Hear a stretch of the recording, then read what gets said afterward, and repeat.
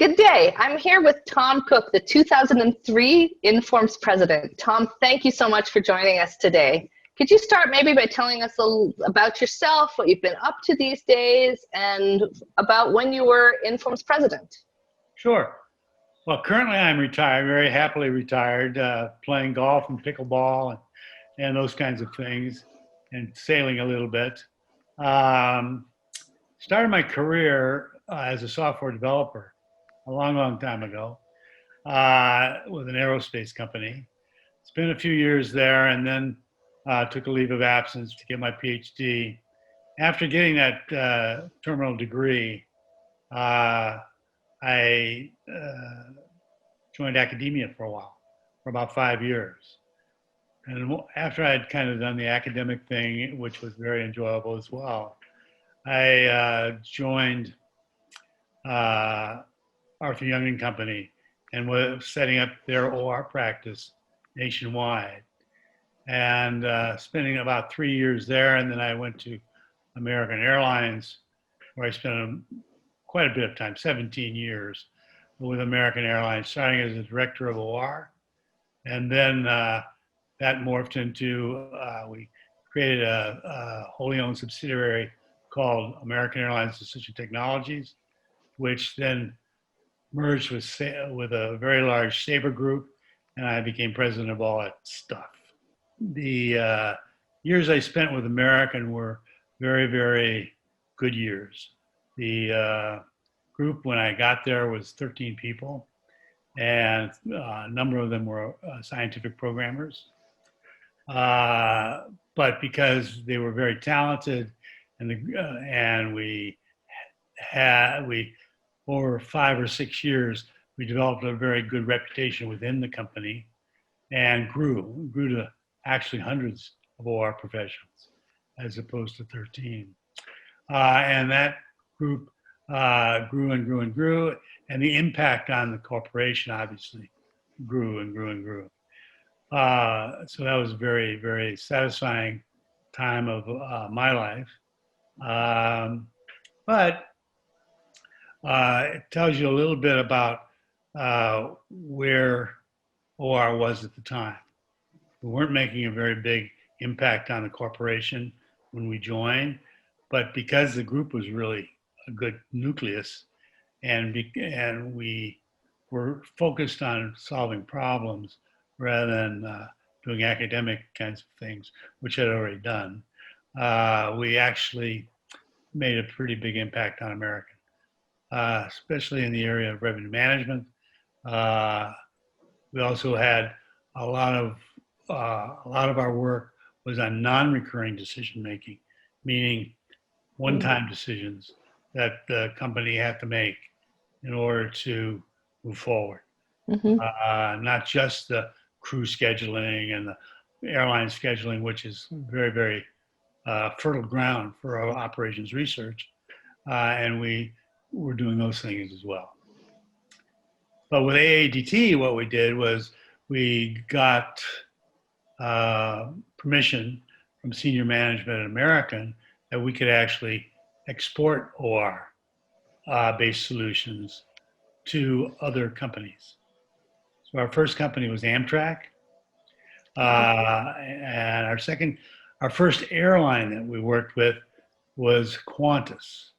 And the reason Qantas became the first airline was because they were so far away and non-competitive. Because one of the restraints we had was we couldn't give away intellectual property to our direct competitors.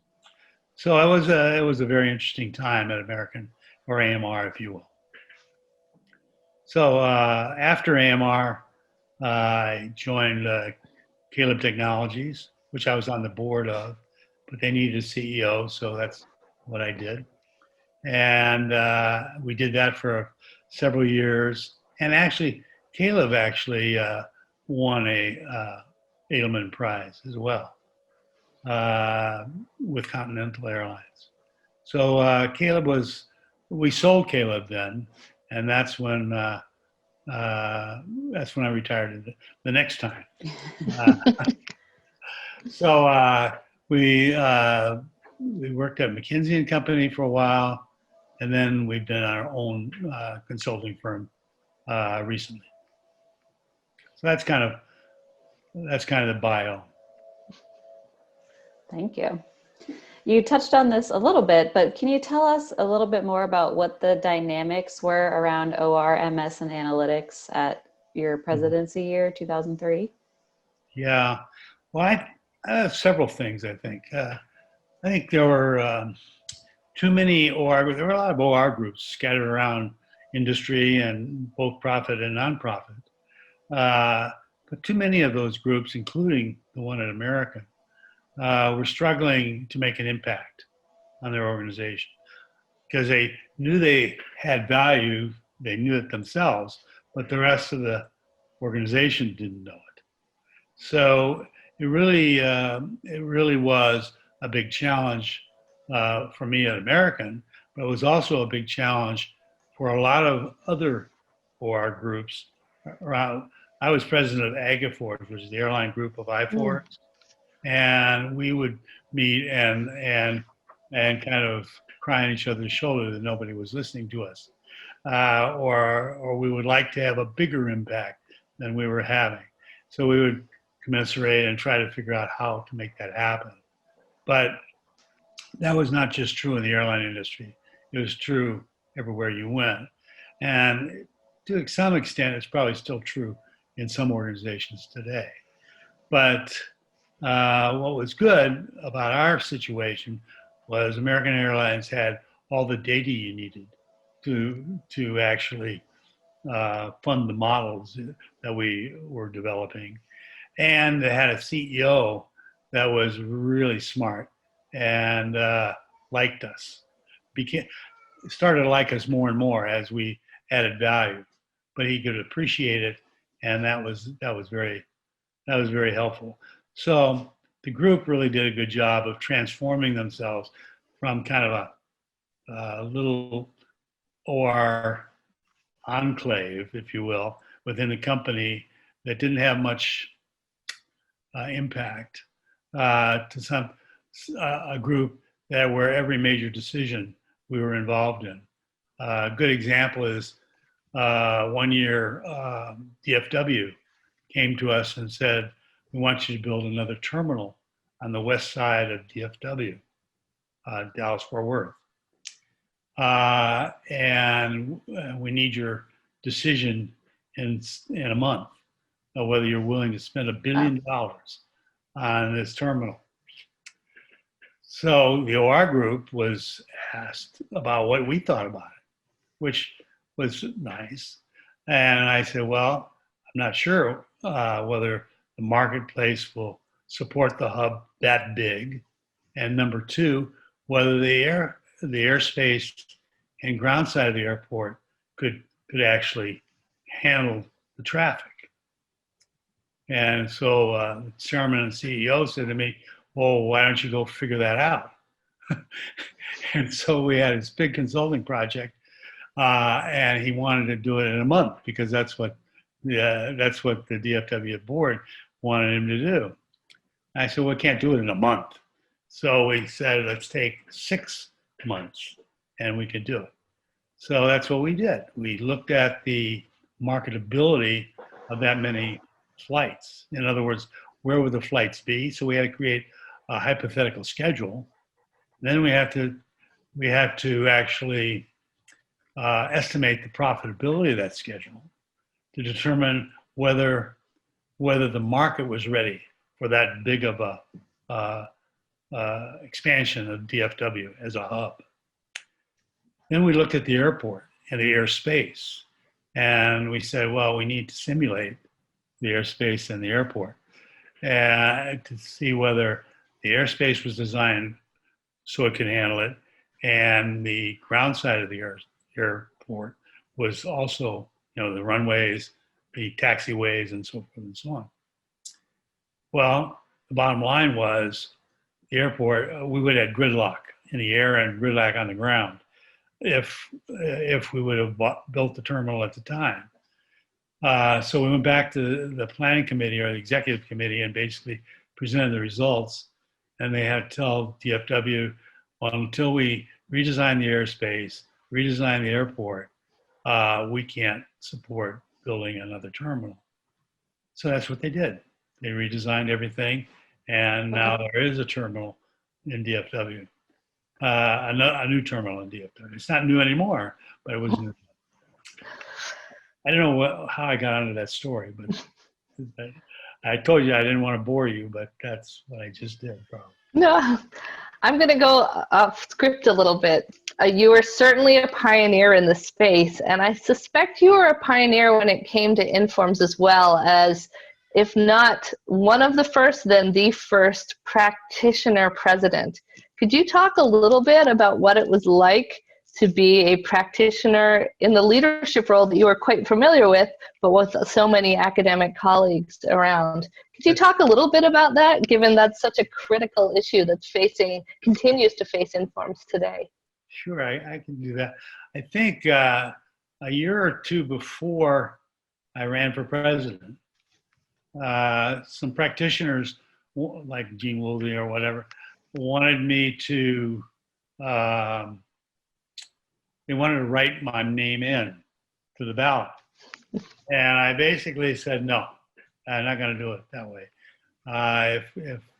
If it comes up the right way, then I think about whether I would run or not. So that's part of that.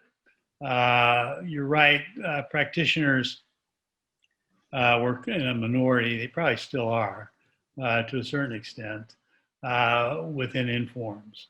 But one of the things I had been working on with others at informs was this whole idea of the academic practitioner interface. I had been on lots of conference calls and meetings trying to figure out how can we actually, because there was so much talent in the academic world that wasn't being used for what I thought. But I mean, there was a lot of people that were, shaving nanoseconds off of algorithms, which I didn't think was that important, even though it might have been very interesting, and not actually looking at real world problems with real world data. And so I was very interested in getting academics involved. So one of the reasons Ellis Johnson, probably. Ellis and I became acquainted, and we decided that he should spend at least one day a week at American Airlines. Wow. And so for years, he came on Fridays, and we gave him the best talent we had, talked to him, and he basically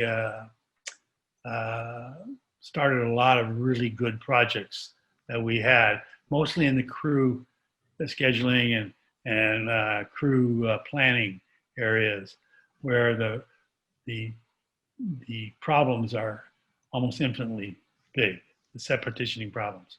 So yeah, that was a big issue with me, was how do we get academics and practitioners together? And I still think it's probably something that needs work on.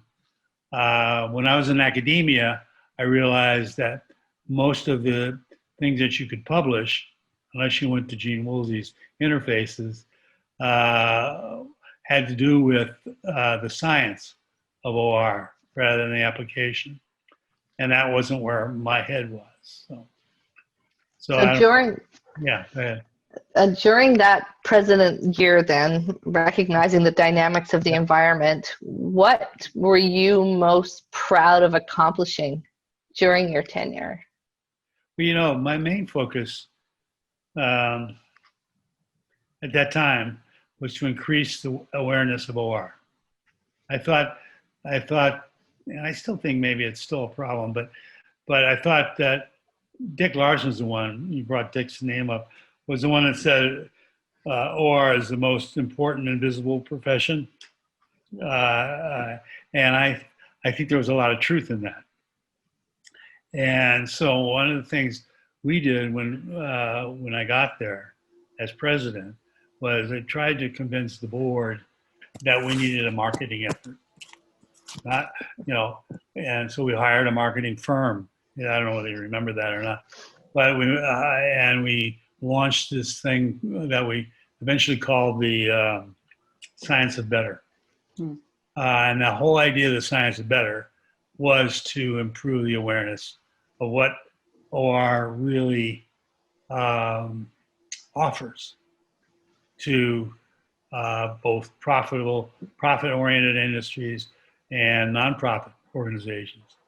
And so the Science of Better and enhancing the Edelman Award process and celebration were all a part of that. And Irv was very involved in that as well. And I think it made some difference. I hope so anyway. But that's what I was most concerned about when I became president. And a lot of people, because most of the board are academics too, there's a little I guess convincing them that spending the money made sense.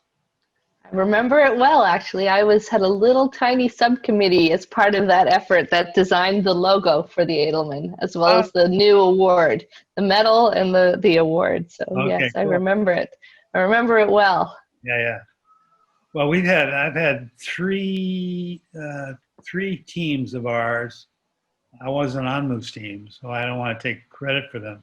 But I've had three Edelmans, two at AMR and one at Caleb, which I think it's a great award that the institute gives, and I think using it to increase the awareness is really a really important thing to do. So as we celebrate 25 years of Informs, where do you think Informs and the profession are headed in the next 25 years? And what would be your one piece of advice to get us there? It's really hard to predict the future of where things are going. But this whole idea of advanced analytics is really something I glommed onto, because I really think that's one way people can really understand what we do. So I'm hopeful that using advanced analytics as a kind of a communication vehicle may be very, very positive. But I think we still have the challenge, if you will, ahead of us to increase the awareness. Because I truly believe, having spent most of my life in OR, that we have a lot more to offer than people are accepting. Well, Tom, thank you so much for spending a few minutes with us today. This was a great conversation, and enjoy your retirement. Let's see how long this one sticks. Yeah, exactly. Okay. Thank you. Thanks very much.